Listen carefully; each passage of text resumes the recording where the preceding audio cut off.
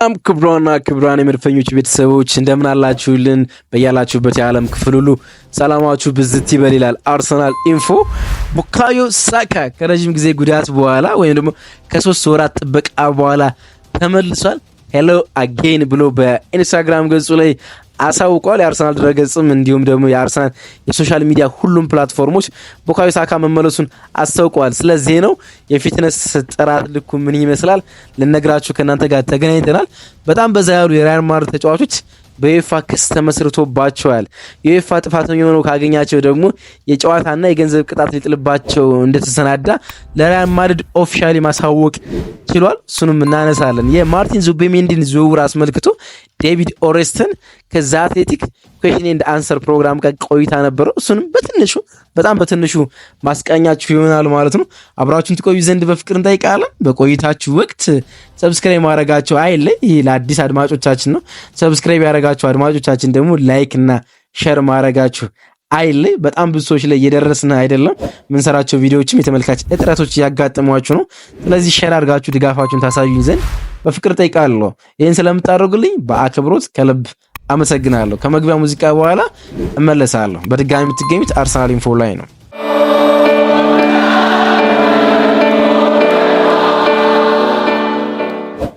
ቡካዮ ሳካ ተመልሷል። ከረጅም ጊዜ ጥበቃ በኋላ ኦልሞስት ከ3 ወራት ጥበቃ በኋላ ከጡንቻ ጉዳቱ አገግሞ ቡካዮ ሳካ ወደ ልምምድ ተመልሷል። በጣም ረጅም ጥበቃ ነበረ።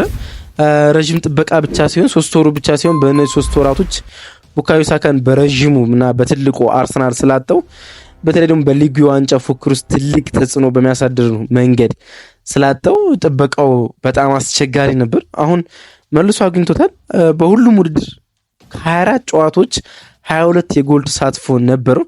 ስቲል 3 ወራትን ያህል ለአርሰናል ሳያገለግል ከአርሰናል ተጫዋቾች በ3 ቁጥር ከፍ ያለ የበላይነት አለው። ቡካዮ ሳካ ዲሴምበር ላይ ከክሪስታል ፓላስ ጋር አርሰናል 5-1 ሲያሸንፍ የጡንቻ ጉዳት አጋጥሞት ከሜዳ ከወጣ በኋላ ያለፉትን ወራት ውስጥ አርሰናል ቡካዮ ሳካ መጠቀም አልቻለም።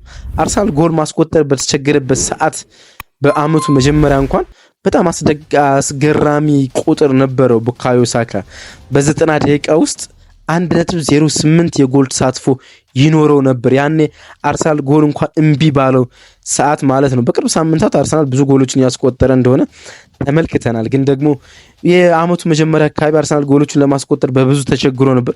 በዛ ወቅት እንኳን በጣም የሚደንቅ የጎል ተሳትፎ ነበር። በዚህ ውድድር አመት ከመሐመድ ሳላ በመቀጠል እስኪጎዳ ድረስ በሊጉ ውስጥ ሁለተኛ ከፍተኛ የጎል ተሳትፎ የነበረው ተጫዋች ነው። ቁጥሮች ምን ያህል ቡካዮ ሳካን እንዳጣ ነው የሚያሳዩ ይመስለኛል። በሶሻል ሚዲያ በራሱ አካውንት ላይ በአይጂ ወጥቶ ሄሎ አጌን ብሎ ፖስቷል እንደተመለሰ። ከዛ በኋላ አርሰናል በፌስቡክም በኢንስታግራም ገጹ ይቅርታ አድማጮች እንደተመለሰ ቡካዮ ሳካ መግለጽ ችሏል።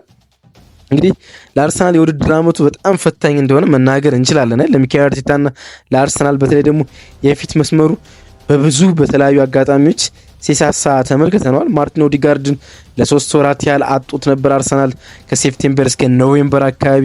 ገብርኤል ጄሱስንና ካይ ሃቨርትዝን ጃንዋሪና ፌብሩዋሪ ላይ እስከ ውድድር አመቱ መጨረሻ ላይ አጧል።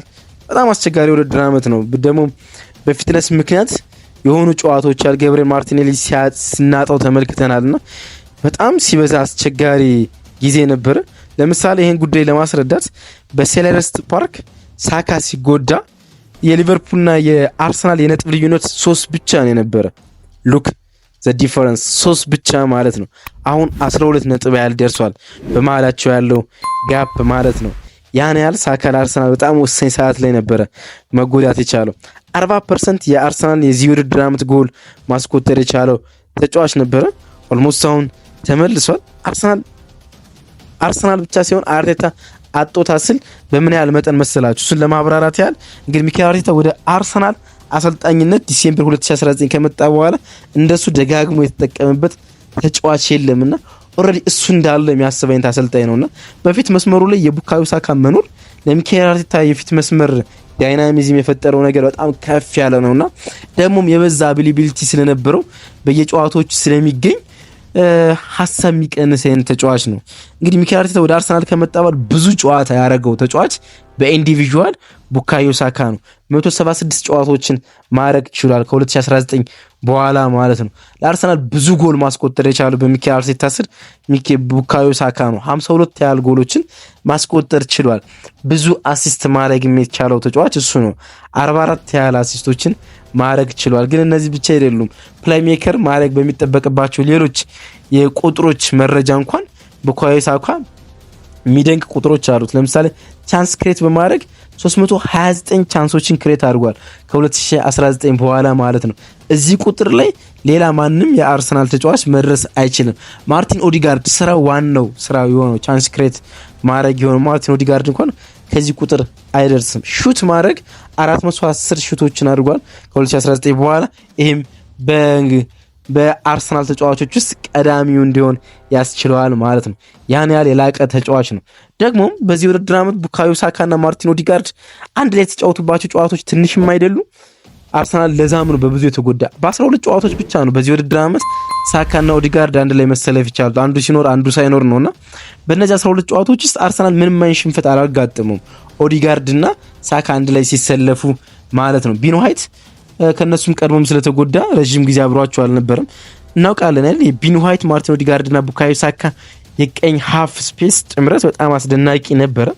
አሁን ያን ጥምረት ማግኘት ከባድ ይመስላል። ምክንያቱም ዩሪያን ቲምበር ኦልሞስት ይህን ኬሚስትሪ ያበላሸዋል። ዩሪያን ቲምበር ቢኖ ዋይትን ቀድሞ መሰለፉ ስለማይቀር ማለት ነው። ሳካና ኦዲጋርድ ግን አብረው መጫወታቸው ሲበዛ በጣም አስፈላጊ ነው። ምክንያቱም በ12 ጨዋታ በዚህ ውድድር ዓመት አብረው ተጫውተዋል። ምንም ጨዋታ አልተሸነፉም። 8 ጨዋታ ተሸንፈው 4 ጨዋታቸው ወጥቷል። 67% የማሸነፍ ዊን ሬት አላቸው እና ሁለቱም አንድ ላይ ሲጫወቱ የአርሰናል የፊት መስመር ቅርጽ በጣም የሚደንቅ ነው የሚሆነውና ሳካ አሁን ተመልሷል። ለፉላሙ የሊጉ ጨዋታ ማክሰኞ አርሰናል ኤፕሪል 1 ሲመለስ ይመለሳል ተብሎ ይገመታል በተጣዋቂነት ቦታ ላይ። ለሻምፒዮንስ ሊግ ደግሞ ሙሉ በሙሉ ፊት እንደሚሆን ይጠበቃል። የቡድን ልምምድ ሰርቷል። ነገ ከቡድን አጋሮቹ ጋር በልምምድ ላይ ይታያል ተብሎ ይጠበቃል። ቅዳሜና እሁድ ሚኬል አርቴታ በፕሪሚየር ሊግ ማክሰኞ ለሚያደርገው ጨዋታ ፕሬስ ኮንፈረንስ ይሰጣል። በዛ ፕሬስ ኮንፈረንስ ደግሞ ስለ ጉዳቱና በምን ያህል የፊትነስ ጥራት እንደተመለሰ ያብራራል ተብሎ ይገመታል። ቡካዮ በመጨረሻ ተመልሷል። ሌላ ሁለተኛ ጉዳያችን የሚሆነው እንግዲህ ከዩኤፋ ጋር ይያያዛል። ዩኤፋ የሪያል ማድሪድ ተጫዋቾች ላይ ክስ መስርቷል። የአውሮፓ ሻምፒዮንስ ሊግ አስተዳዳሪ አካል ማለት ነው።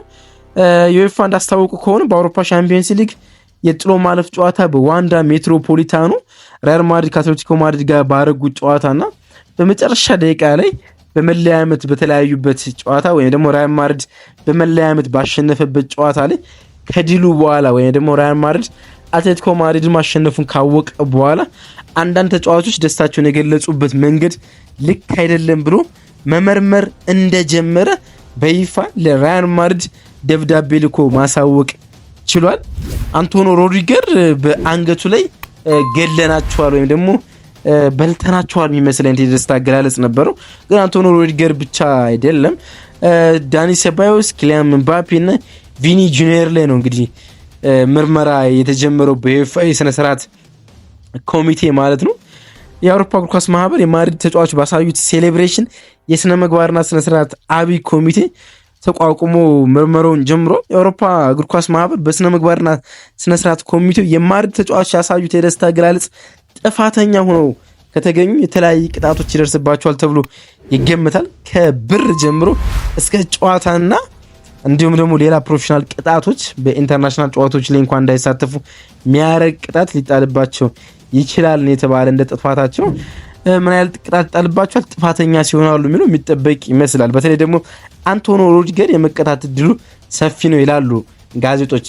ቅጣቱ እንደተጠበቀው የጨዋታ ይሁን ወይስ ደግሞ በገንዘብ ዩኤፋ ያልፋቸዋል የሚለው ኢንተረስቲንግ ነው የሚጠበቅ ጉዳይ ቢሆንም የሚጠበቅ ወይም ደግሞ ከሰሞኑ ልንሰማው የምንችለው ትልቁ ዜና ይሆናል። እንግዲህ ይታወቃል በአውሮፓ ሻምፒዮንስ ሊግ ሪያል ማድሪድ ቀጣይ የሚያደርገው ጨዋታ ከአርሰናል ጋር ነው። ስለዚህ ቅጣት የሚጣልባቸው ከሆነና የክስ ሂደታቸው ከአርሰናል ጨዋታ በኋላ የሚያልቅ ከሆነ አርሰናል መልካም ዜና ይሆናል። ግን ደግሞ ብዙዎች እንደሚሉት በገንዘብ ብቻ ዩኤፋ ሊቀጣቸው እንደሚችልም ይገመታል ማለት ነው። የዝውውር መረጃዎች በስፋት እየወጡ ነው የሚገኙት። ነገ ከእናንተ ጋር አገናኛለሁ። የዛ አትሌቲኩ ዴቪድ ኦሬስተን ከዛ አትሌቲክ ሚዲያ ጋር ቃለ መጠየቅ ነበረው። የፊት ለፊት ቃለ መጠየቅ ማለት ነው። አድማጮች በሰጧቸው አድማጮችና ዌብሳይቱን በሚያነቡ ዘገባዎች ማለት ነውና በዝውውር ውስጥ የአርሰናል ተሳትፎና ማርቲን ዙቢሜንዲን ሪያል ማድሪድ ሃይጃክ ሊያደርግ መቃረቡን አስመልክቶ ጥያቄ ቀርቦለት ነበረ። እሱን መመለስ ችሏል። ሃይጃክ እንደማያደርጉትና አሁንም አርሰናል ለማርቲን ዙቢሜንዲ ዝውውር በጣም ቅርብ እንደሆነ መናገር ችሏል። እሱንና ሌሎችን ዝውውሮችን ይዤላችሁ እመጣለሁ በነገ በተመሳሳይ ማለዳ ላይ በሚኖረን ፕሮግራም ማለት ነው። አብራችሁን ስለቆያችሁ ከልብ አመሰግናለሁ። በድጋሚ ማሳሰባችሁ እየተጠፋፋን ስለሆነ ደግሞም ለብዙ ሰዎች መድረስ እየቻልን ስላልሆነ የተመልካቾቻችን ቁጥርም እየቀነሰ ስለሆነ ሰብስክራይብ ማድረጋችሁ፣ ላይክ እና ሼር ማድረጋችሁ አይለይ። ይህን ስለምታደርጉልኝ ደግሞ ከልብ አመሰግናለሁ። የመድፈኞቹ ቤተሰቦች መልካም ቀን፣ መልካም ውሎ።